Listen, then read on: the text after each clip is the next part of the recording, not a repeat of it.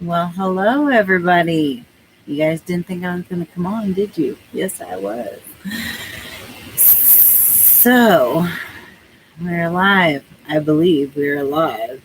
Okay, so for those of you who thought I wasn't coming on, I was.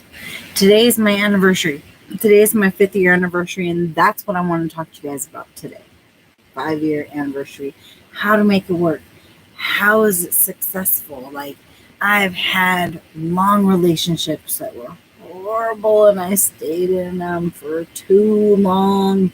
And the only person I was mad at was myself for staying. So, this right here is coconut rum and some strawberry lemonade. Very good. Very, very, very good. So, here we go. Let's get into this. Oh, one thing I did want to do is I wanted to play my song. I have a song. For those of you guys who didn't know, I do have a song. I want to play my song. In the beginning of these shows, I should be playing it in the very beginning. This is my song from my book. This is going to give you guys a little bit of a thing about May. Okay?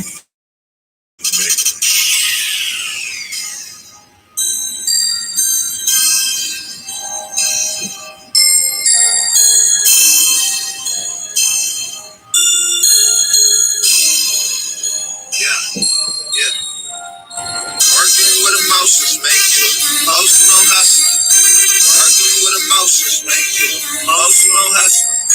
Working with emotions make you emotional hustler. Clocking all these customers. Clocking all these customers.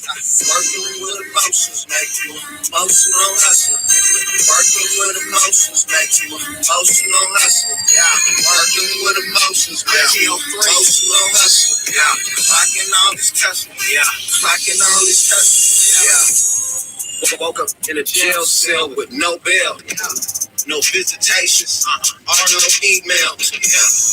Watch me paint this picture with some details. Hey, not about me, but about our females. Hey, what they go through. I'll be teaching you guys how to do glass etching too. Don't let them change you.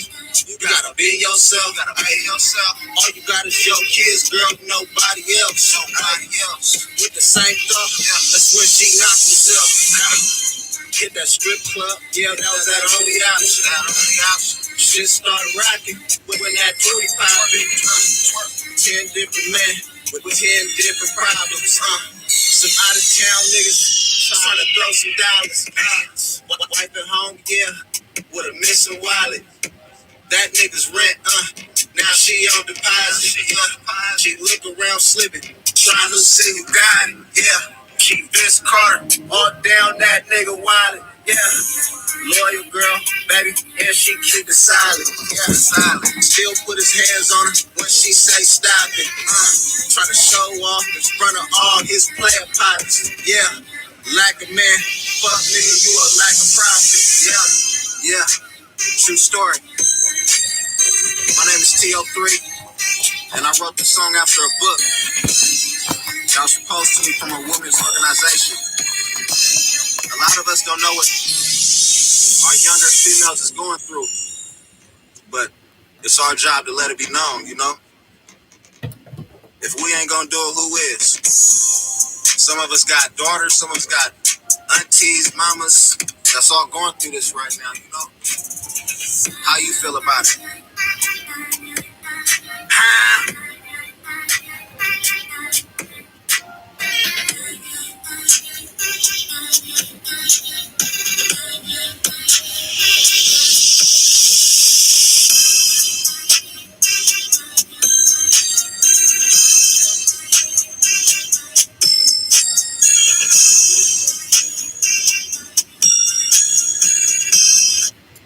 Okay.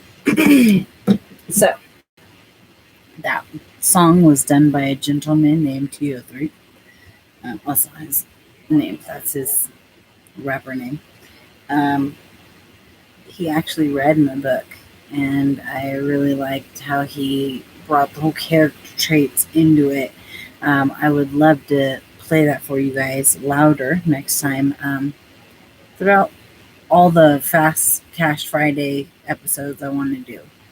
But I wanted to share that with you guys. I've had that for so long and I have not advertised it yet, which I will be doing that soon.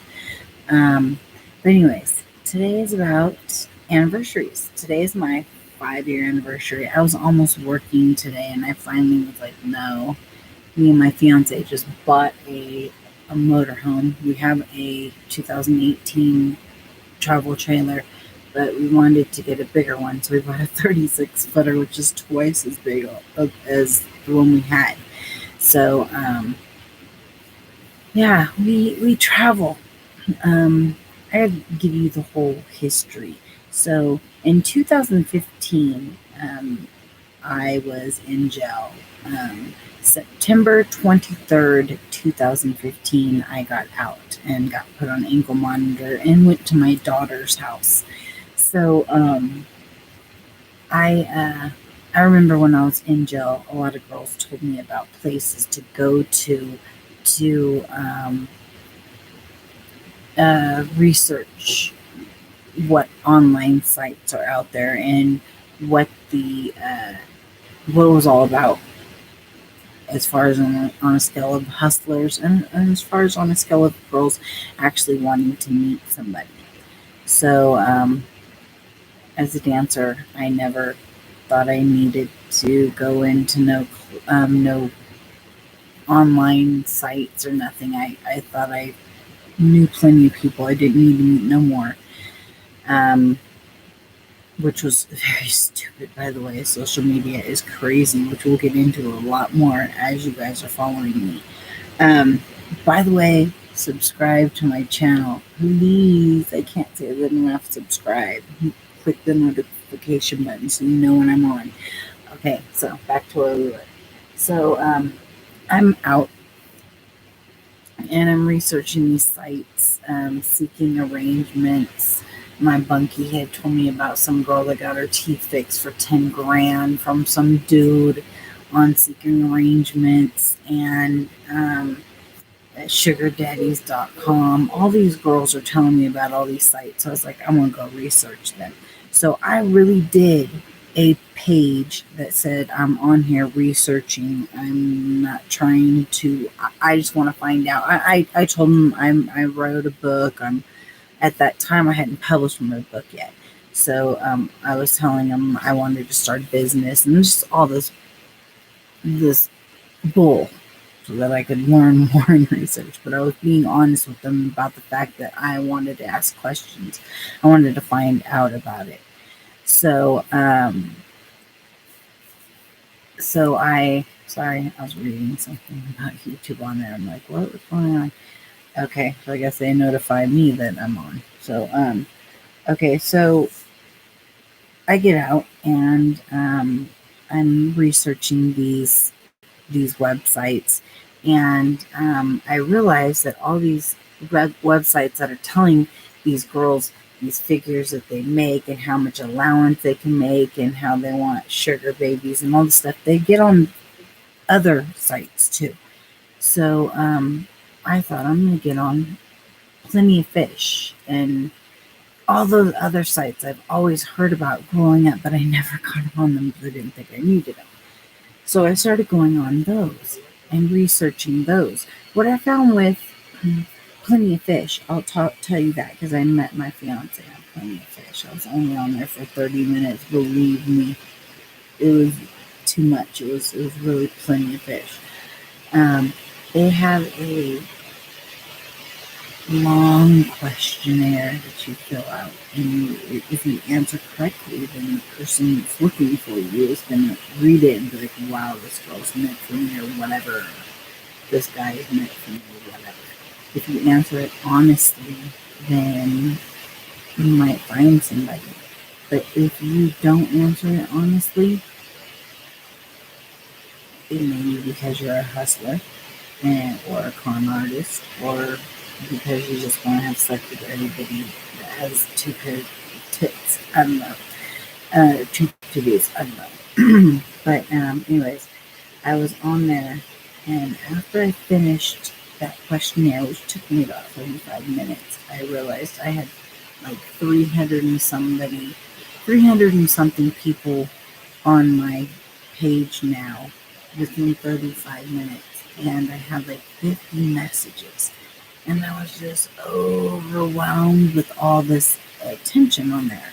So I was going past and just swiping through them and just saying hi to all of them, like accepting all of them. Like I was just trying to research.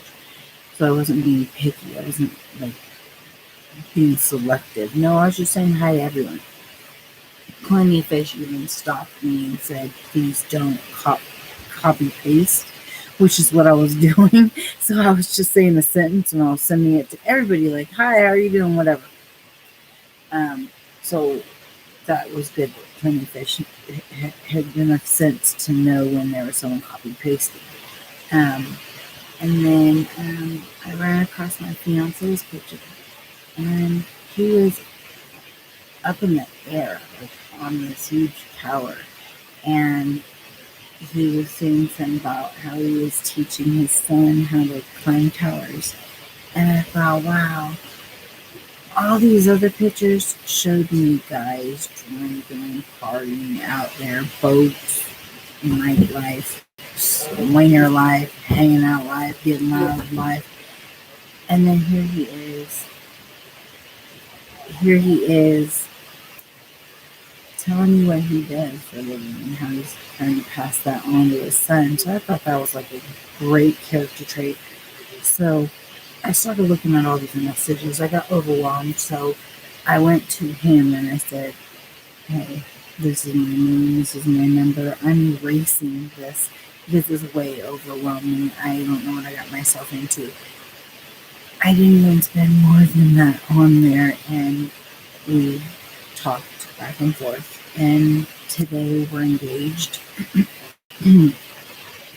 So let me tell you the secret to what went on with me and him. So the very first phone call that I gave him, we stayed on the phone for 7 hours. And I remember thinking, man, all the guys that I was already hustling, that were texting me back and forth, I was ignoring them. So I was losing all of them. They were all like, fuck you, whatever, because I wasn't giving them no attention. So of course, I was giving one person attention.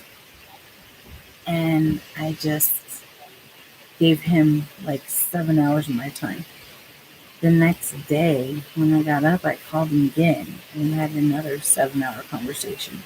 Now, within these 2 7-hour conversations, we were doing like tit for tat. Like I was telling him how, like, why I went to jail. He was telling me why he went to jail.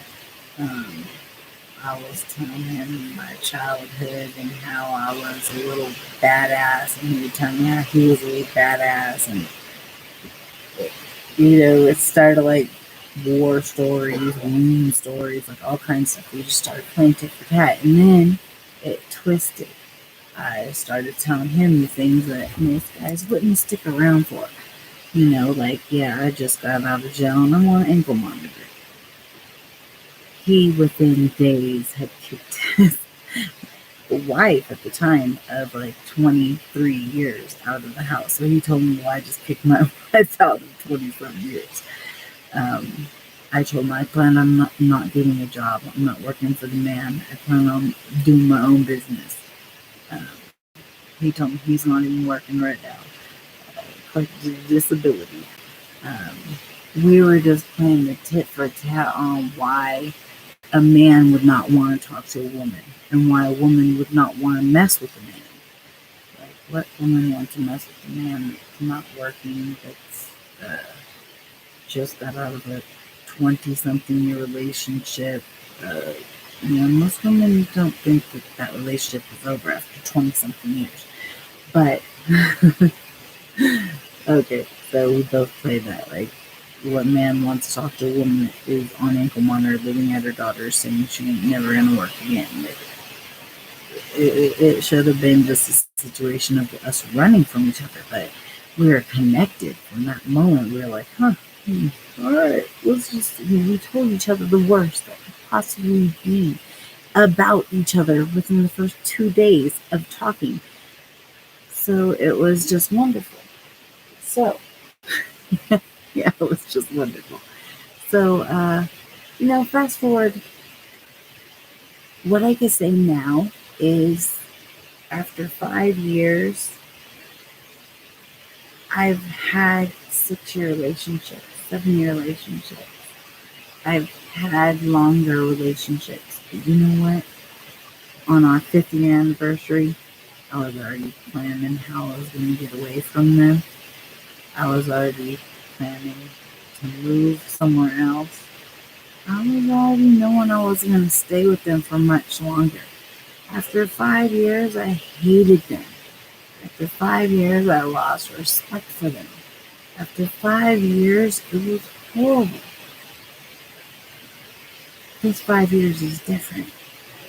It's the first time I don't feel that way. First time I don't feel like I want to kill him. First time I haven't attempted. We ain't even had no big serious fights. Like, get on each other's nerves sometimes because we're around each other every freaking day. But,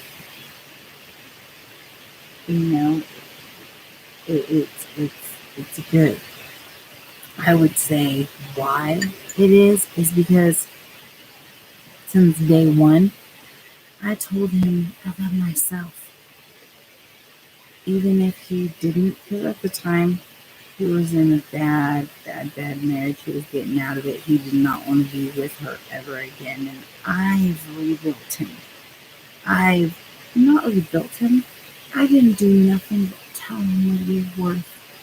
I showed him what he was worth. I made him feel what he was worth. I made him feel like himself again. I didn't pour it on thick. I let him do it on his own time, and he rebuilt himself. But we respect each other. I wouldn't do nothing behind his back.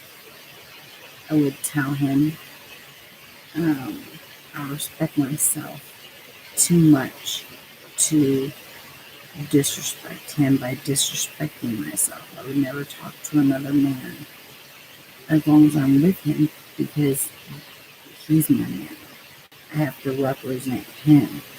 And anything I say and do is his actions as well. Like, all right, when I was married, I used to fight my husband all the time. I used to be like,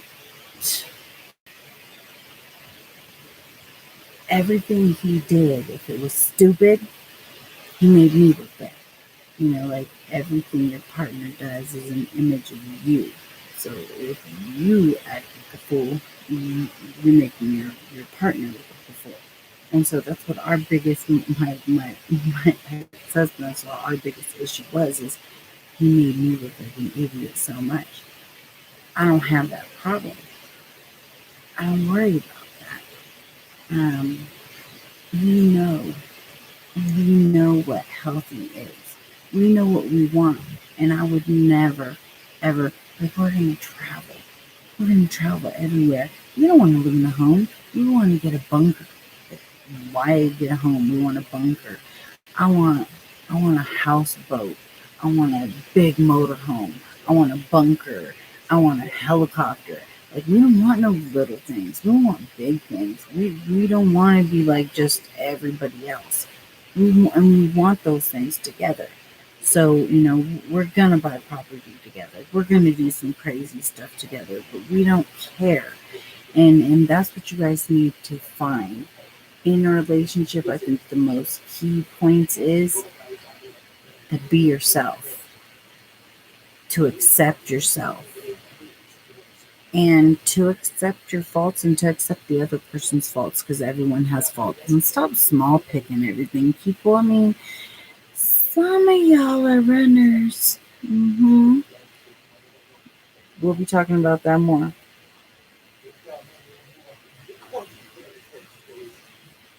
My fiance is having a meeting with his boss, I believe. So, okay. I'm doing this at my rig, my motorhome. Let me say that correctly. I'm doing this at my motorhome, at a resort far, far away, closer to Reno than where I normally am. Tomorrow I'm going to get up early and go to work because I have so much stuff to do for this Halloween thing that I'm doing. So Michelle will be there. So hopefully me and Michelle could do like a whole little live together, which would be fun because we have a lot of stuff to do and talk about. But anyways, for today, thank you for tuning in. And we were talking about relationships and what my advice would be with that is to find out everything about that person.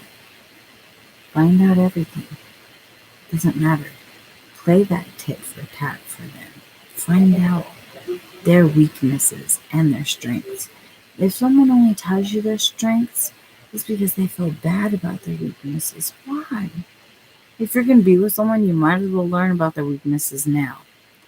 And get them to understand that some of those are not weaknesses. Some of those are strengths. Like, I can't say no.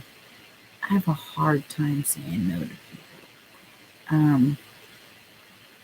And yes, it's good because I help people.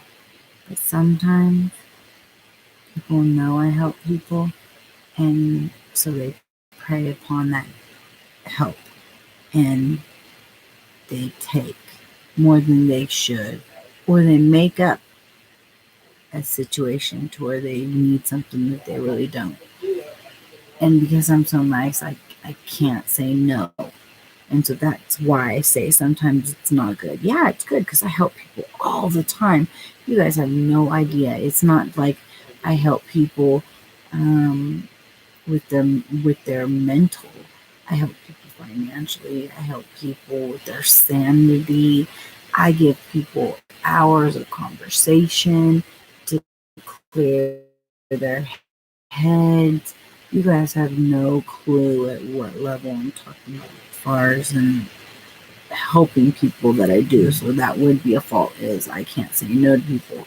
So I mean, everybody is different, but in a relationship, you should find someone that has similarities, a past that's kind of like yours. Me and my fiance have a similar past, as far as in the love our family showed and how we took it, and our strengths growing up as children and young adults, and how strong we were. Those are similarities that we both have. So that's what I would definitely say. Find someone who's similar, the most similar to you. I'm telling you guys, you have to find someone who's very similar to you, because even little things, if you nitpick somebody to death, they're gonna get sick of that. Always trying to be right. My fiance will tell you right now that I always try and be right. He even bought me a shirt that says, "I'm always right. Look to my back, look to the front. I'm always right." So, I mean, and I'll say, yeah, I am always right because I'm smart.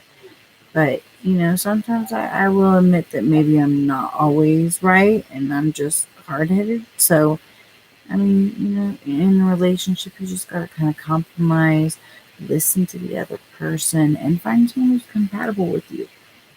Don't get with a socialite if all you want to do is sit and watch TV at home all night. Like, if you want to go out and party, get with someone who parties. If you want someone to watch movies, find someone who likes to watch movies. Like, find some similarity in a relationship. I think that is what you need to do, especially if it's world similarities. That's awesome. Awesome. So, okay, I'm going to get off. Like I said, no more than 30 minutes every day, but I need to get on every day. Tomorrow I'm going to get on earlier. Tonight it is almost 9 o'clock. Okay, well, tomorrow I will be on probably early. Sounds like I'm getting the shade to get on here with me. All right, everybody, I will see you guys tomorrow.